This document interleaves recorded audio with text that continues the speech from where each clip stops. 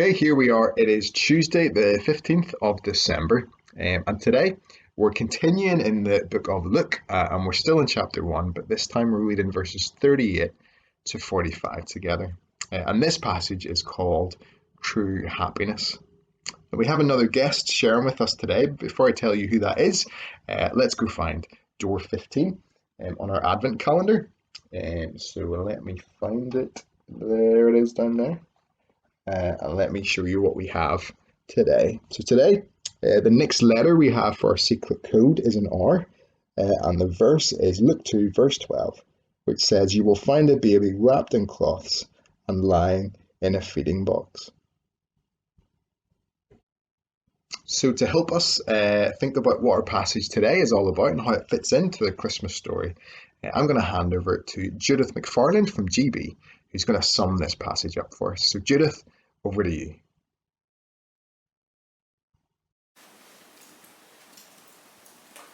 Imagine what it must have been like to be Mary. She was most likely young, she had no social standing or importance, and she was unmarried. She had just been visited by an angel who had told her that she was going to get pregnant and have a baby. Not only that, the baby would be divine, the Son of God. This was not what Mary had either planned or expected. And if this was true, it was going to be very difficult for her.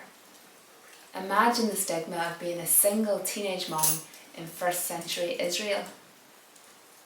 The angel left her and she must have wondered if she had imagined it. Perhaps she thought she was out of her mind. But the angel had referred to her older relative Elizabeth. She was much too old to have a baby, but the angel had said she was pregnant and that this would be a sign to Mary that nothing was impossible for God. So, in today's reading, Mary went to see Elizabeth, and two remarkable things happened. First, as she approached, the baby in Elizabeth's womb leapt for joy. This was John the Baptist, even before his birth, testifying and pointing to Jesus.